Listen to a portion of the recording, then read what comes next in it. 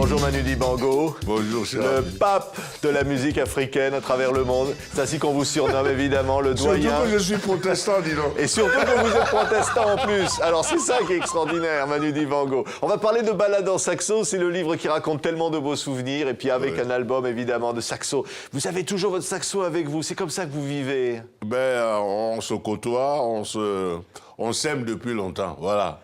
C'est une histoire d'amour qui a été progressive. Hein. Quand j'ai commencé, je n'aimais pas spécialement. Et c'est bien comme ça parce que les coups de foudre, hein, ça s'éteint.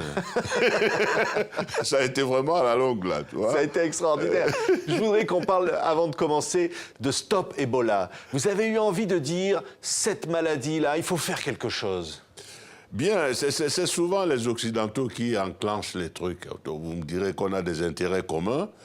Mais enfin, il faut quand même que de temps en temps, on prenne des initiatives, surtout au niveau et des sportifs et des artistes, des gens qui sont devant la scène et qui sont acceptés de la scène. C'est le moment de dire que, bon, nous, on va participer à la mesure de ce qu'on peut faire. Oui, c'est-à-dire voilà, faire une chanson voilà. au profit de l'UNESCO. Et alors, les artistes ont répondu présent? Ah oui, il y a beaucoup. Hein. Il y a 14 artistes, parmi lesquels Princesse Erika, Passy, Ismaël Lo. Je vais oublier tout. Oui. Il y a Relema. Il y a Relema, oui. mon copain, mon frère, mon petit frère.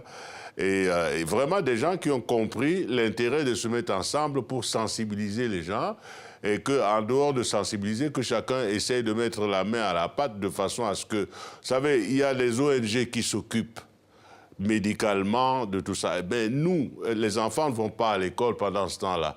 Il faut donc s'occuper de réinsérer les enfants à l'école et tout ça. Et c'est là où on peut intervenir en faisant ce genre de disque. Voilà. Voilà, ça s'appelle Stop Ebola. Regardez. Opération Stop Stop Ebola Stop Ebola tokolonga yo. Opération Stop Stop Ebola Stop Namakasi tokolongola yo. Pascal Lokwa-Karza. Ouais.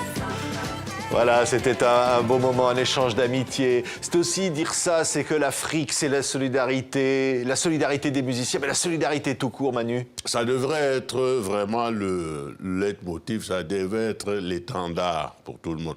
Parce que je dis toujours, si le feu prend chez toi, bon,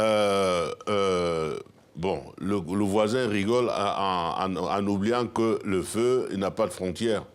Oui. Ça peut arriver chez toi. Ça a commencé en Afrique occidentale, mais ça peut arriver, revenir en Afrique centrale à un moment donné, on ne sait pas. Donc, s'il y a le mot solidarité et le fait qu'on le fasse réellement, sans arrière-pensée politique ou quoi, parce que c'est naturel, ça devrait être naturel. Parce que la musique est au-delà de la politique, Manu. Voilà. Balade en saxo, publié aux éditions de l'Archipel, dans les coulisses de ma vie. Ça raconte, c'est quoi, presque 50 années de vie extraordinaire. Vous avez fêté vos 80 ans, là, il n'y a pas longtemps, au musée d'Orsay. Hein? Je suis effrayé moi-même par les chiffres. Ouais. C'est vrai. Tiens, je suis déjà arrivé à 80, à 81, je m'en vais à 82. Je n'ai pas vu le temps passer. Qu'est-ce qui s'est passé pendant ce temps-là? Bon, le premier livre que tu avais commenté avec... 3 kilos de café, c'est Voilà, ce que vous aviez dans la poche quand vous êtes arrivé en France. C'est ça. Rien d'autre. Oh, pas mal quand même. Si. Il y avait des bananes aussi.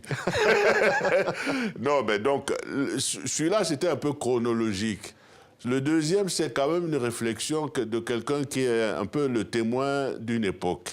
Oui. Donc, et qui a eu quelques stops là.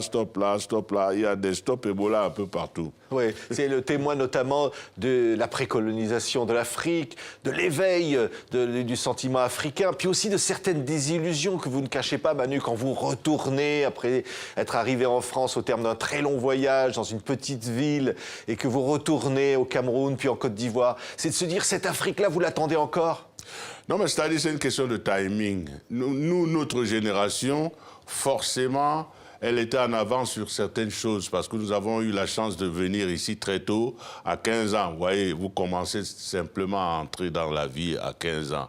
Et vous passez votre puberté, tout un tas de choses ici, et vous retournez avec une vision différente de l'Afrique que vous avez laissée pendant la colonisation. Hein. Donc là, ce n'est pas la même Afrique. Les Blancs, en fait, disons, sont soi-disant partis. Disons, on les voit moins. Ça ne veut pas dire qu'ils ne sont pas là. Ouais. Mais toi, tu crois réellement qu'ils ne sont plus là. Ouais. Le temps que tu te rends compte qu'en réalité, ils sont là et que les gens qui sont devant, est-ce qu'ils sont vraiment toujours devant ou bien ils sont poussés devant. En fait, c'est ça, c'est dire, voilà. Je prends ça à la blague parce que c'est un peu ça. Hein. Malheureusement, le réveil est toujours un peu difficile, le temps d'accorder les violons, disons. Oui, oui. On va entendre un peu comme ça. C'était Acoustique, l'émission musicale de TV5 Monde. On vous entend chanter Maladie d'amour. Parce que vous avez toujours dit combien vous aimiez la chanson française, Manu Dibango. Ben, je suis né dedans. Mais ce n'est pas parce que tu es né dedans que tu l'aimes forcément, mais j'aime le verbe, j'aime la poésie. Et voilà, de temps en temps, Salvador aussi, qui nous a quittés. J'aime beaucoup les trucs. D'ailleurs, le livre, là, il va avec un disque. Oui, et dans ce disque, balade en saxo. Voilà, je joue pas mal des mélodies qui ont bercé un peu mon parcours. Écoutez. Des amoureux, oui, oui, si tu m'aimes comme moi. Viens, mais prends garde à toi, car l'amour est petit. C'est joli. C'est joli l'amour. C'est très joli. C'est chanter des choses simples et parler au cœur des gens. Évidemment, Manu Dibango, on pense à Saul Makossa, on pense au triomphe aux États-Unis, on pense à l'extraordinaire aventure. Dire qu'aujourd'hui, vous êtes le père de la musique du monde, de la world music. Oui, mais ça fait partie d'un tout. Hein. Vous savez, on peut être léger, on peut être aussi un peu plus sérieux, mais je pense que c'est un peu le timing de la vie. On n'est pas toujours en train de rigoler, il y a des moments où on réfléchit, puis il y a les moments où la chance tombe sur toi. Parce que Saul Makossa... C'est un truc que vous aviez dans votre tête déjà à Douala, au Cameroun, quand vous étiez gamin, Saul Makossa. Voilà le genre de truc qu'on ne prévoit pas. Moi, je répétais ce morceau à Douala en 72, au moment où il y a eu la Coupe d'Afrique des Nations, la 8e. On est en plein d'ailleurs en ce moment à la Cannes, à Malabo. Hein.